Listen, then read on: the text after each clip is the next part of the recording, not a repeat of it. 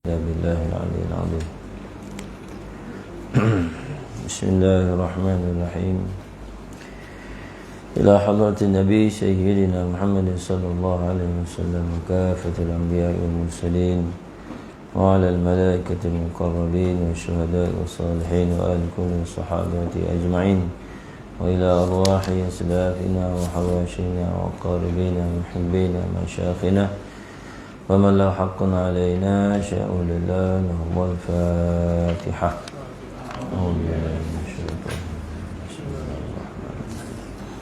الحمد لله رب العالمين الرحمن الرحيم مالك يوم الدين إياك نعبد وإياك نستعين اهدنا الصراط المستقيم صراط الذين أنعمت عليهم غير المغضوب عليهم ولا الضالين. قال رب اشرح لي صدري ويسر لي أمري واحلل عقدة من لساني يفقهوا قولي.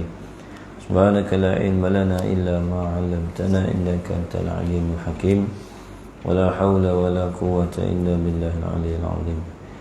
اللهم اخرجنا من ظلمات الوهم وأكرمنا بنور الفهم وافتح علينا بمعرفة العلم وحسن أخلاقنا بالحلم وسهل لنا أبواب فضلك وانشر علينا من خزائن رحمتك يا أرحم الراحمين. أعوذ بالله من الشيطان الرجيم. بسم الله الرحمن الرحيم. طه ما أنزلنا عليك القرآن لتشقى إلا تذكرة من يشاء تنزيلا ممن خلق أرض السماوات والأرض. الرحمن على العرش استوى له ما في السماوات وما في الأرض وما بينهما وما تحت السماء وما أمروا إلا ليعبدوا الله مخلصين له الدين حنفاء ويقيموا الصلاة ويؤتوا الزكاة وذلك دين القيمة. لا إله إلا الله الله أكبر الله أكبر ولله الحمد. الحمد لله رب العالمين وبه نستعين على أمور الدنيا والدين ولا حول ولا قوة إلا بالله. اللهم صل على سيدنا محمد الفاتح لما أغلق والخاتم لما سبق وناصر الحق والحق والهادي إلى صراطك المستقيم وعلى آله وصحبه حق قدره ومقداره العظيم. أما بعد. Assalamualaikum warahmatullahi wabarakatuh. Alhamdulillah, syukur kita kepada Allah Subhanahu wa taala kerana kita masih lagi dipanjangkan usia, dipanjangkan umur, diberikan kesihatan pada saat ini, dapat kita melangkahkan kaki kita, mempergunakan kaki yang diberikan oleh Allah Subhanahu wa taala melangkahkan tempat ibadat. Mudah-mudahan setiap langkahan itu Allah Ta'ala gantikan dengan pahala dan Allah Ta'ala menggugurkan karat-karat dosa yang ada pada diri kita. Dan semoga kita kembali kepada Allah Ta'ala nanti dalam keadaan bersih daripada dosa dan kesilapan silam. Dan kita berazam agar kita tidak melakukan dosa lah pada masa akan datang, insyaAllah. Alhamdulillah, malam ni kita sambung kitab kita muka surat 128. Bahagian yang kedua.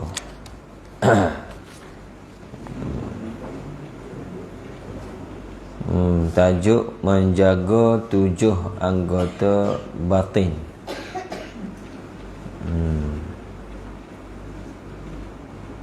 Bismillahirrahmanirrahim. Qala Syekh Mu'allif rahimahullahu ta'ala wa nafa'ana bi'ulumihi fid darain. Amin Allahumma amin. Menjaga 7 anggota batin. Anggota batin ni anggota dalaman lah, hati lah maknanya. Setelah kita selesai mengenali anggota-anggota badan, maka kali ini kira yang terakhir dah ni. Kita akan bicara kepala kepada ketua kepada segala anggota, iaitu hati. Ni dia ni kira bos lah. Batulah Syekh Abdul Qadir Mandili letak yang terakhir. Terakhir ni kira hak paling penting ni. Kalau cerita ni nak akhir baru keluar hero ni. Baru keluar hero dia. Ni yang akan menentukan Cerita ni sedap tak sedap. Jadi insya-Allah pada malam ni kita kongsikan tajuk yang paling penting ni, iaitu tentang hati. Hati dan sifat-sifat mazmumah, yakni sifat yang tercela. Sifat tercela ni sifat yang keji lah. Sifat jahat yang ada di dalam hati manusia-manusia. Dalam bab ini terdapat 10 pasal tentang sifat-sifat yang tercela, yakni mazmumah ni. Sifat-sifat jahat, sifat hati yang jahat. Cela bunyi macam tak sakit sangat. Sifat jahat senang. Sifat yang jahat, sifat hati yang jahat, sifat hati yang apa lagi yang lebih dasar pada jahat ni? Yang sadis. Sadis tu bahasa Inggeris ni mana? Yang teruk lah kira. Sebab 10 ni lah yang kalau kita tak kenal dia, akan membahayakan diri kita dunia dan akhirat. Dunia pun bahaya, akhirat pun bahaya. Tapi kalau kita kenal, memudahkan kita untuk membersihkan dia. Macam kita kenal najis. Ni najis mutawassitah, ni najis mukhaffafah, ni najis mughallazah. Bila kita kenal najis, mudahlah kita tahu cara nak menyucikan dia. Begitulah juga tentang hati. Bila kita tahu penyakit-penyakit hati, kita tahulah cara nak menyucikan dia. Kalau tak belajar, tak tahu macam mana nak menyucikan najis tu. Itu dia. Jadi dalam bab ni ada 10 bicara tentang sifat tercela. Maka sebelum pergi pada 10 tu, penulis musannif ni cerita dulu tentang hati, yang menjadi tempat utama pada diri kita. Pentingnya menjaga hati, ketahuilah olehmu wahai sekalian penuntut ilmu, bahawa qalbun, bahasa Arab qalbun, cuma kita baca bahasa Melayu dia baca qal. Sebenarnya tak boleh baca qal, qal. Macam kalau kita baca, kalau kita mengaji qaulal ladzi, salah lah qaula, dia kena qaul. Qaulu rasul, qaulu, kalau qaulu salah. Kalau kita mengaji baca qau, bunyi macam tebah dah qau. Tapi silap. Isna qau. Qa, huruf qa bagi atas, qaul, bukan qaul. Silap makhraj je tu.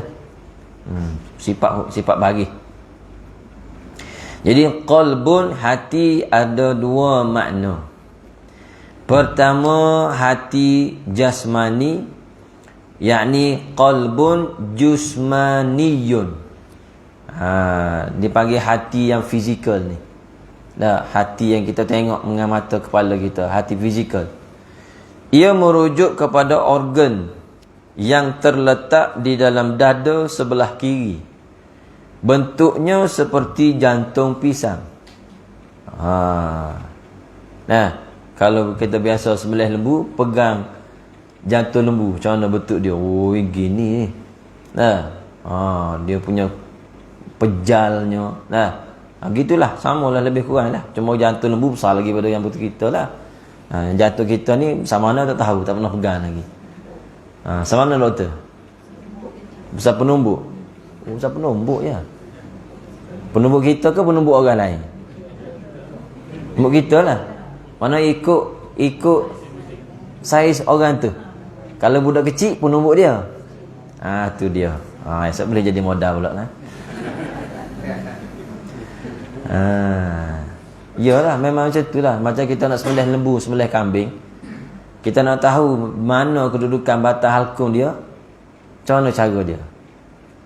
Nak tahu dia punya buah halkung dekat mana.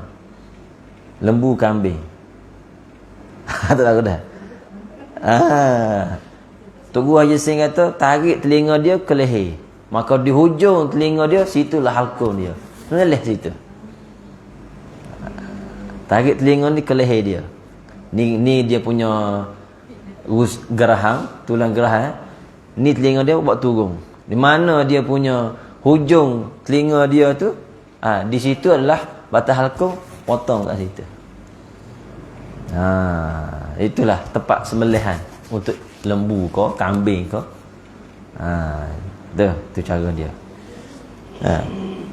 Tu kalau nak tahu batang halkung lah. Jadi jantung kita ni macam bentuk jantung pisang. Pisang pun ada jantung juga. Cuma jantung dia tu bukan untuk pam darah lah. Jantung dia tu untuk keluar pisang, buah dia. Ni dia panggil jantung yang fizikal. Di dalam organ ini terdapat pembuluh darah dan di dalamnya mengandungi darah yang pekat kehitam-hitaman. Ni orang kata apa nama? Arteri tu. Ada 4 arteri kita tu kan. Orang kata pasang stent lah, bypass lah, tu pak orang panggil pak saluran tu dah. Ni organ zahir. Jantung yang zahir. Kalau kita tengok, masya-Allah, subhanallah, Allah Taala buat tu, injap jantung ni tak ada siapa yang boleh buat sehebat tu. Kalau kita tengok, dia tutup yang ni, dia buka tu. Dia setiap lubang tu dia ada timing dia masing-masing. Hebat tak? Betul lah, ramai orang-orang doktor Mak Saleh dia kaji, siapa yang boleh buat macam ni? Makhluk, tak ada manusia yang boleh buat. Betul lah, dia bila Allah Taala campurkan hidayah dia, dia akan kembali kepada fitrah, iaitu Allah yang menciptakan keajaiban, keindahan yang ada pada tubuh badan manusia. Allah Taala sebut dah, apa nama? Laqad khalaqnal insana fi ahsani. Makna ahsani ni dipanggil lafaz tafdil. Tafdil ni yang paling baik. Laqad khalaqnal insana. Laqad perkataan laqad tu, lam tu dipanggil lamut taukid. Qad itu pun qad taukid. Masuk kepada fi'il madhi. Laqad khalaqnal insana. Laqad khalaq insana fi ahsani taqwim, dalam ciptaan yang paling baik. Yang manusia tak boleh nak ni. Setiap tubuh badan kita ni ada ratio masing-masing. Ratio ni susunan mata, hidung, telinga ni ratio 1 apa dah? 168 lah. Tak ingat dah. Setiap ni kita ada ratio dia. Susunan kedudukan mata dengan hidung. Cantik. Tu dia. Maka begitulah semua anggota badan tubuh kita ni Allah Taala buat dalam keadaan yang sangat indah. Orang kalau tak syukur lagi tak tahulah. Dia sekarang pun dia tak berhenti duk pam ni.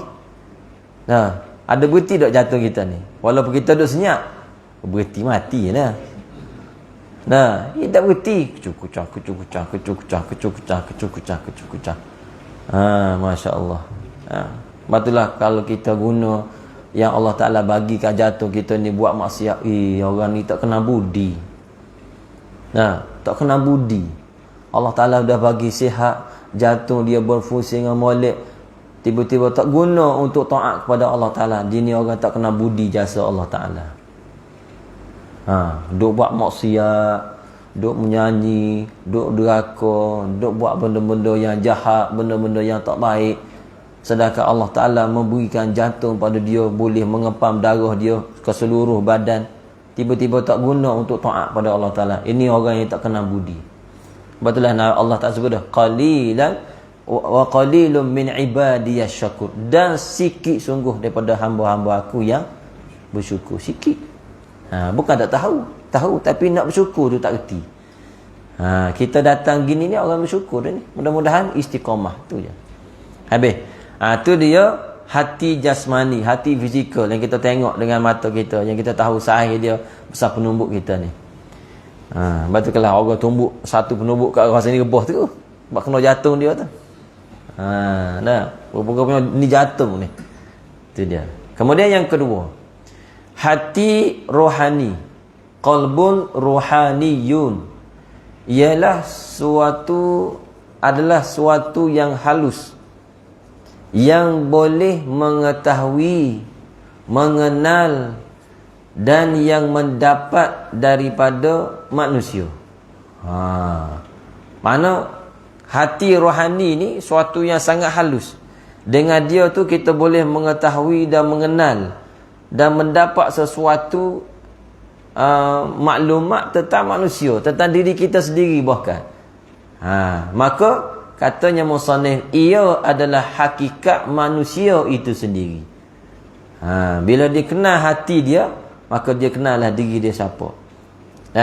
Maka hati inilah yang ditujukan firman Allah Ta'ala kepadanya, dan ia jugalah yang disuruh untuk taat kepada perintah syarak, dan yang dilarang melakukan perkara yang dilarang oleh syarak. Yang ditaklifkan, yang dipertanggungjawab adalah hati lah. Ni hati ni dipanggil hati apa dia? Hati rohani. Nama selain daripada hati ni, qalbu ni banyak. Ulama namakan juga dipanggil akal, pun kata hati, ataupun latifah rabbaniyah, ataupun nama fuad. Fuad itu pun juga nama hati. Ada macam nama Ustaz Fuad. Fuad tu hati tu. Fuad tu memanglah hati. Tu nama-nama kalau kita mengaji dalam ilmu tasawuf ni, dia akan ketemu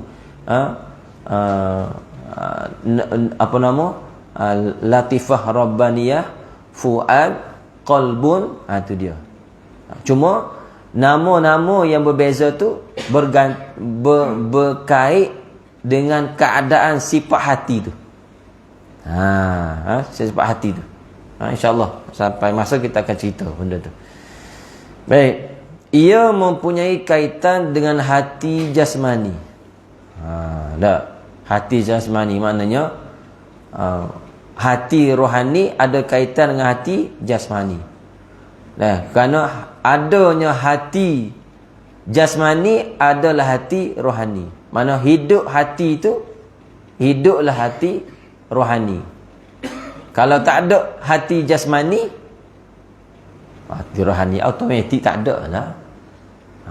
Cuma hati rohani ni sama ada dia tu dapat mengenal diri dia ataupun sebaliknya. Ini bergantung pula kepada nafsu.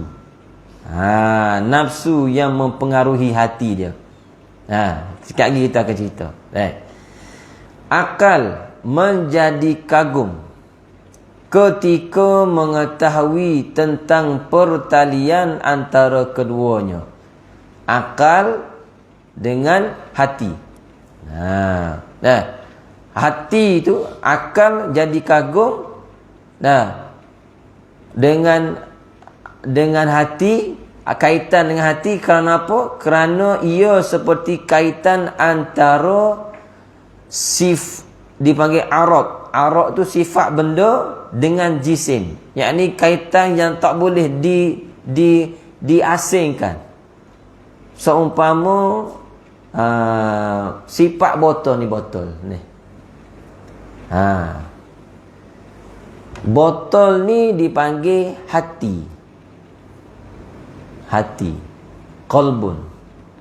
Sifat yang ada pada hati itu, cantiknya, segala bentuk-bentuk dia dipanggil akal. Dipanggil sifat hati, dipanggil akal.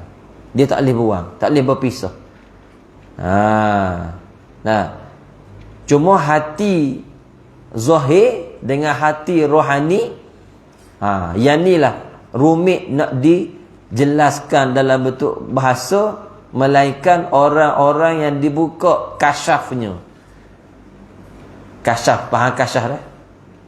Ilmu kasyaf ni, memahami, mengenali hati dia ni. Allah Ta'ala buka ilham, buka futuhah dalam hati dia. Memahami, mengenali akal dia, mengenali nafsu dia. Itu dia.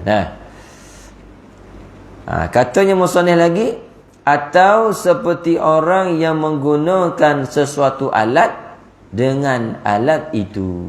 Ni hubung kait akal dengan hati rohani, ataupun dipanggil fuad tadi. Apabila disebutkan hati dalam kitab ini, ia merujuk kepada makna yang kedua, iaitu hati rohani. Mana kita tidak sentuhlah hati jasmani ni. Hati jasmani ni yang sentuh ni para doktor. Para doktor je duk sibuk tentang hati jasmani ni. Nah, hati dia ni ada bekak sini ke, ada sumbat sini ke. Ni hati jasmani dipanggil jantung. Bukan hati yang sebab kalau kita ikut kajian, ni jantung, ada sebelah lagi hati. Orang panggil apa? Hati juga tu. Liver dah. Liver. Itu lain, jantung lain, hati lain. Hati mana satu ni? Maka para ulama, hati yang bentuk jantung pisang tu, yang dibelah oleh Jibril alaihissalam kepada Nabi Muhammad sallallahu alaihi wasallam sebelum Nabi diisrakan, hati yang jatuh pisang tu yang dibelah. Yang dibelah oleh Jibril alaihissalam menggunakan hikmahnya. Tidak guna pisau, menggunakan hikmah dia. Keajaiban yang Allah Ta'ala beri kepada Jibril, boleh belah. Belah macam mana dia tahu. Dia guna tangan dia ke, isyarat ke, wallahualam. Ya, cuma yang pasti dia tak masuk operation room, tak ada. Operation room atas Haji Ismail tu je.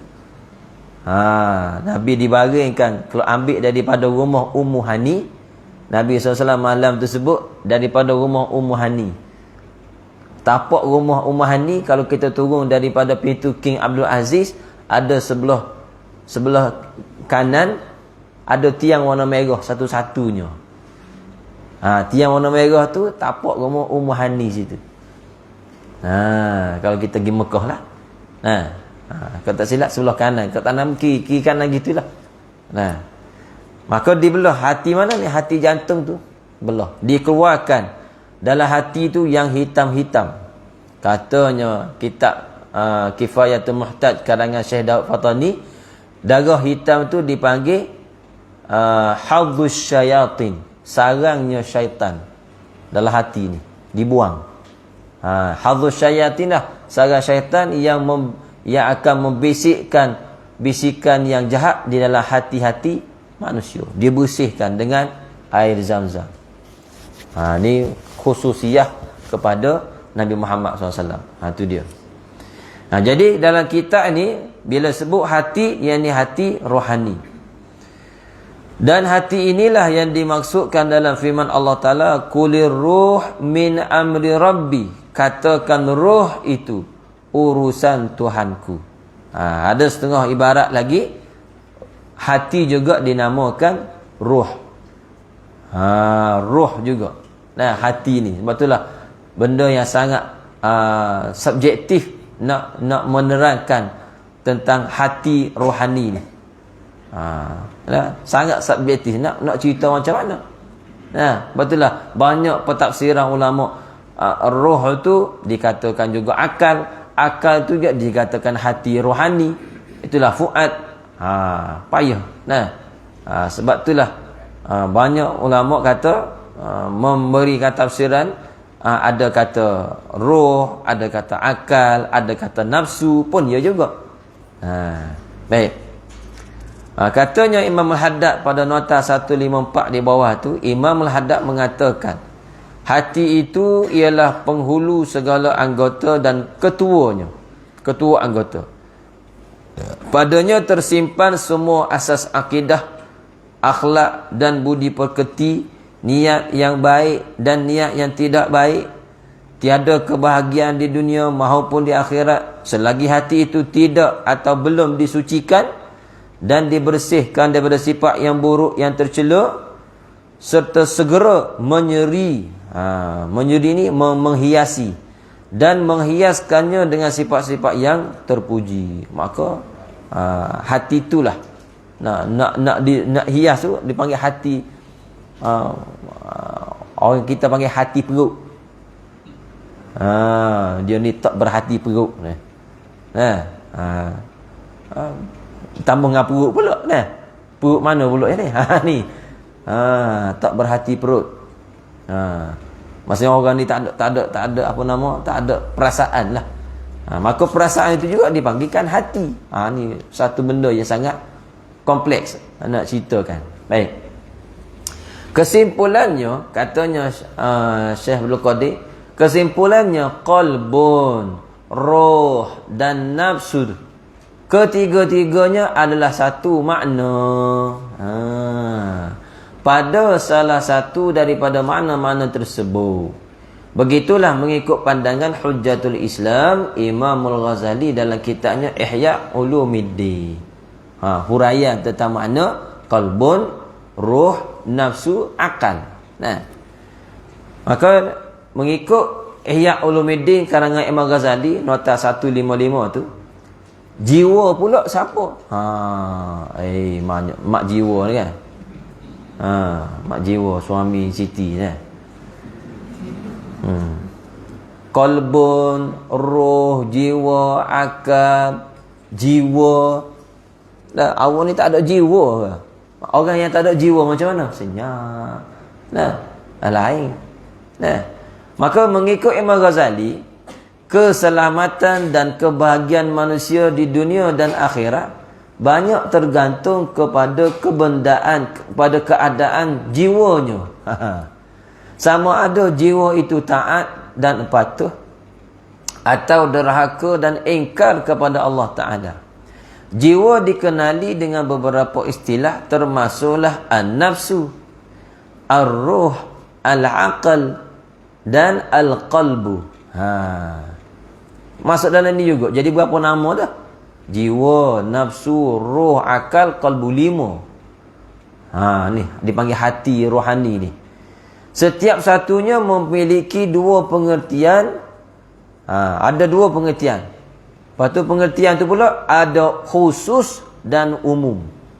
Ada yang secara detail, ada secara general. Kalau al-qalbu, apa dia al-qalbu? Katanya Imam Ghazali dalam kitab Ihya. Bagi Imam Ghazali kata, qalbu pada definisi umum, ia adalah al-qalbu jasmani. Yang kita panggil hati jasmani, yang fizikal tu, yang sebesar penumbuk tu. Ini dipanggil qalbu al-jasmani atau lahmu as-sanu bari. Kita baca sanubari, bahasa Arabnya sanu bari dengan sad.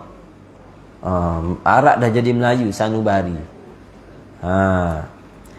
Iaitu organ daging yang berbentuk seperti jantung pisang yang terletak di sebelah dalam dada sebelah kiri. Dalam dada kita ni dia. Ini yang ta'rif definisi umum tentang qalbu. Hati qalbu yang bentuk jantung pisang ni ada juga pada binatang, pada haiwan. Tengok saiz haiwan lah. Kalau ayam kecil, goreng sedap kan. Cuma yang khususnya apa dia? Al-qalbu yang makna khusus. Ni. Ia adalah jiwa yang bersifat latif. Latif ni siapa? Maksud dia apa latif? Yang halus. Yang apa nama? Halus yang seni. Rohaniyah dan rabbaniyah. Yang rohani yang bahasa kepada roh, dan rabbaniyah yang dibahaskan kepada ketuhanan. Di situlah tempat dia nak mengenal Allah Ta'ala, nak meyakini tentang Allah Ta'ala, nak percaya kepada Allah Ta'ala. Ni dipanggil qalbu yang bersifat latif tadi tu. Dan ia mempunyai hubungan dengan al-qalbu al-jasmani. Yang ni lah yang Syekh Abdul Qadir ambil ni. Kemudian ketiga, inilah hakikat manusia kerana ia boleh berasa, berkehendak, berkeinginan. Berkehendak tu berkeinginan, ada keinginan, ada kemahuan, berfikir, mengenal, beramal. Kalau ikut bahasa moden ni, menganalisa, tu orang sekolah tu. Menganalisa, apa lagi? Macam-macam lah istilah moden membuat statistik, menganalisa, meramal, semua pada dipanggil qalbu, makna yang kedua. Dan ditujukan perintah dan larangan serta mendapat pahala dan siksa Allah Ta'ala. Hati ni lah. Hati yang ada rasa dengki, hati yang ada rasa syukur, hati yang ada rasa riak, hati yang ada rasa sombong, hati yang ada rasa berterima kasih, hati yang ada rasa sabar. Hati inilah. Dan hati ini juga merasa yang jahat tadi. Dengki, riak, sum'ah, takabur. Hati inilah. Hati yang latif ni, yang rohaniyah ni. Dan ia adalah hakikat diri manusia. Dialah manusia. Nak kenal orang tu pada hati dia. Kerana yang keluar daripada, yang tersingkap daripada dalaman, nampak kepada luaran, adalah daripada hati dia. Dia melakukan pada zahir perbuatan ni kerana hati dia. Dia suka buat benda baik kerana hati dia baik. Dia suka buat benda jahat kerana hati dia jahat. Itu dia. Kemudian makna yang kedua, nama hati ni, qalbu ni, nama yang kedua ruh. Pada ta'rif yang umum, ruh ni adalah jisim yang latif. Satu benda yang halus, latif, bersumber di dalam al-qalbu al-jasmani. Ni tak cerita payah ni. Dia yang sangat halus, roh ni sangat halus. Halus ni bukan kata halus ni macam debu, tidak. Halus yang kalau ikut takrif yang latifah, nuraniyah, yang berunsur cahaya. Roh kita ni. Kalaulah keluar roh ni, kita nampak macam satu cahaya lah. Ada orang nak tengok roh ni macam mana. Kita menghadap depan cermin. Di hadapan cermin, roh kita ni macam kita duduk dalam cermin. Bukan cermin yang cermin buat nilik tu, tidak. Cermin yang macam ni ada bayang. Itulah rupa roh kita. Itulah rupa roh. Cermin bukan cermin yang kita tengok muka kita, tidak. Cermin yang kita duduk di cermin macam ada bayang gitu kan. Tu. Betul lah, kadang-kadang ada orang dia yang hampir sama dengan roh kita ni, koren kita. Koren. Pernah sekali masa kecil, musim-musim zaman dulu kan, api kan selalu tak ada kan. Kalau duduk kampung, kadang-kadang api elektrik tak ada. Rumah saya ni tempat telefon pertama dalam kampung. Bila tak ada api, tak ada elektrik, orang kampung datang, bagi tahu nombor tiang, nak panggil LLN. Lenggok-lenggok naik. Jadi bila tak ada api, tak ada elektrik, kita main sorok-sorok lah. Bawa lilin, bawa pelita. Jadi main sorok-sorok belakang mari, belakang tu. Main loncat-loncat, lompat-lompat. Tiba-tiba sambil-sambil main 2 orang je, tiba-tiba ada loncat 3, tambah lagi 2 orang. Lepas tu perasan, ada 2 lagi. Demam. Jumpa Tok Bomo. Kita jumpa Tok Bomo lah satu kan. Tok Bomo ada kawan tu. Tu koring dah. Dia tak kacau, dia hanya muncul dengan sekali pandang macam tu je. Putih. Putih. Jin pun putih juga. Jin pun putih juga. Masa saya di pondok, Ambil gambar. Gambar di bilik tuan guru. Ini bilik tuan guru ada pintu, duk guru ada tengah. Ambil gambar. Kak, ada 6 orang ambil gambar. Sudah cuci gambar, hantar filem, cuci. Tengok ada sini seorang, sini seorang. Putih, mata hitam. Masa ambil gambar tak nampak. Itu pun dipanggil latif. Benda yang latif, halus. Dengan mata kasar ni tak nampak. Maka kita nak tengok macam mana rupa, macam ruh kita, cuba kita mengadap cermin. Sebetulnya makruh kita mengadap cermin lama-lama. Makruh. Tilik situ, tilik sini, makruh. Tilik cermin. Sebab itulah ulama-ulama dulu, kenapa serban dia sangat gitu, sangat gini? Sebab dia tak suka menilik cermin.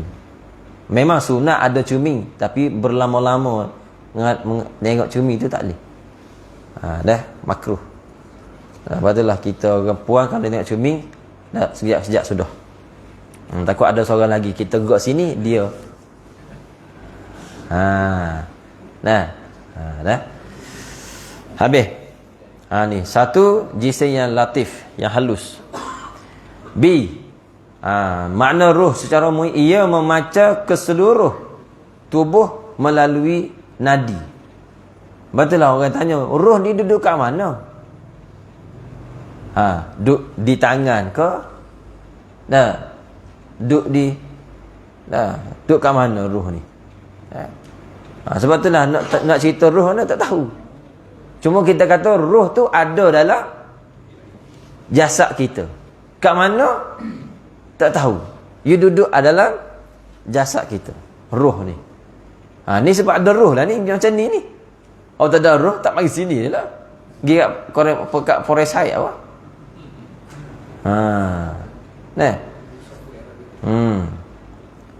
Memancar ke seluruh tubuh melalui nadi, urat dan darah. Cahaya pancarannya ni. Dia kata cahaya. Betul lah, roh ni dia macam cahaya. Membawa kehidupan kepada manusia sehingga dapat berasa, mengenal dan berfikir. Dan dia ada hubung kait dengan jasmani. Bagaimana hubung kait dengan jasmani? Orang stroke. Jantung tak boleh nak proses. Aliran darah dia tak mengalir, sumbat. Tu jadi stroke. Roh ada. Tu ada kaitan dengan hati jasmani. Roh memang ada. Situ pula. Tu kata benda sangat kompleks, sangat rumit nak fikir lah. Betul lah kalau orang boleh gabung macam doktor-doktor di Mesir kan, dia nak berubat, dia baca Quran dulu, suruh zikir dulu, dah ingat Quran dulu. Kalau di Palestin tak ada biu, ngaji Quran dia kata. Ngaji Quran. Jadi biu dia.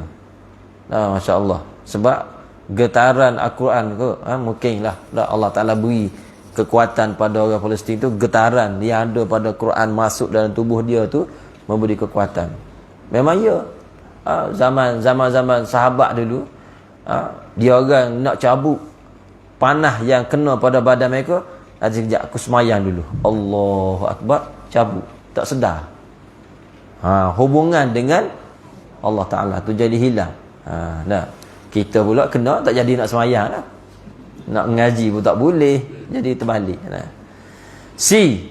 Perumpamaan dia tentang roh ni cahaya lampu menerangi seluruh rumah. Cahaya lampu ni kita tengok kat mana cahaya ni. Yang kita nampak hanyalah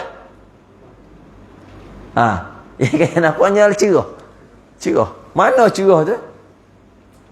Dekat mana cerah tu?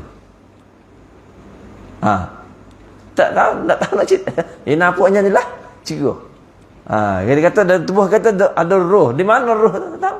Yang kita nampak hanyalah hidup. Hidup.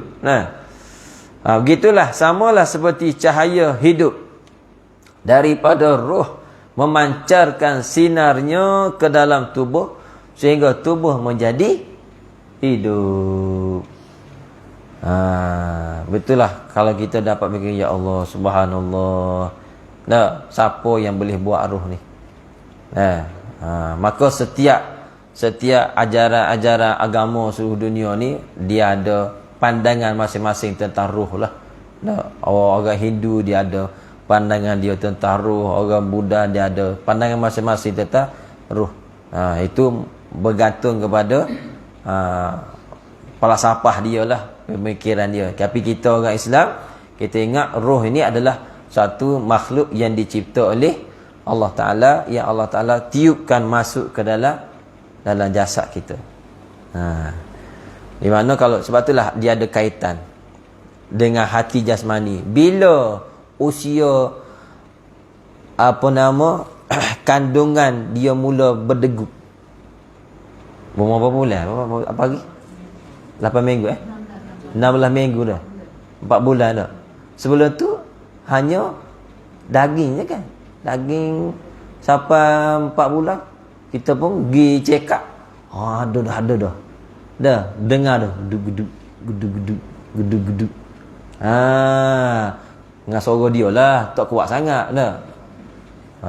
Geduk. Itu tanda apa dah? Ada hubungan roh dengan jantung. Lepas tu Imam Ghazali kata gini lah, hasil tanda hidup dah tu, tanda masuk roh. Berapa hari kalau 4 bulan tu? 120 hari. Tu dia. 40 hari 40 hari Allah Ta'ala jadikan alaqah, alala mudghah. Lepas mudghah jadi alaqah. Silap. Mula-mula nutfah. Lepas nutfah mudghah. Nutfah ni 40 hari. Lepas nutfah jadi mudghah 40 hari. Alaqah jadi 40 hari. 120. Alaqah tu lah yang macam buah yang start ada jantung tu kan. Itu dipanggil alaqah. Situlah start bunyi. Situlah 120 hari dah yang kita kajian kita degup bunyi gedeguk.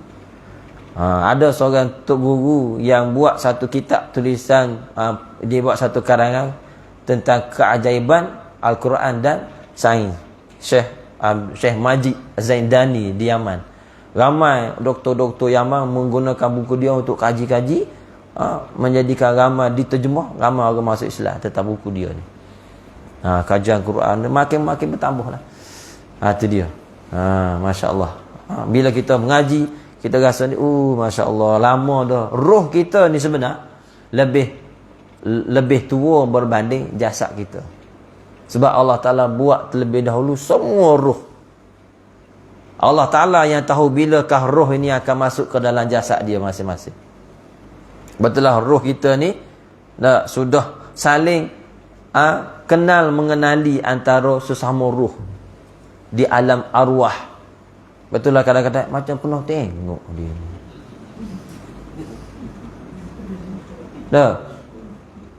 Tapi bukan rokok sebatang, bukan. Itu cerita lain. Saja itu lah. Saja modal nak rokok je dah. Tapi hok kita biasa berlaku, macam pernah tengok ni. Sebab rupa roh kita ginilah. Alam arwah tu. Sampai masa Allah Ta'ala tentu, Allah Ta'ala dengan ilmu dia dengan ketentuan, sampai masuk detiknya, masuk. Lepas ni kita keluarlah. Roh akan keluar meninggalkan jasad. Dan jasad ni akan binasa. Dan Allah Ta'ala akan buat jasad yang baru dalam syurga. Jasad tu tak binasa dah lah. Allah Ta'ala kekalkan. Habis. Kemudian khususnya apa dia pula? Makna yang khusus ni, roh ni disebut roh rohani yang bersifat kejiwaan, yang memiliki daya rasa, kehendak dan berfikir. Ini kata Imam Ghazali kata ayat dia ni. Dan sama seperti pengertian al-qalbu yang kedua. Al-qalbu yang kedua ni yang pada C tu. Yang pada C tu. Adalah benda ni berkait yang sama lebih kurang aja, tafsiran yang berbeza-beza. Habis. Kemudian an-nafsu. Panjang lagi. Kita sambung akan datang minggu depan. Ya wallahu a'lam. Ya.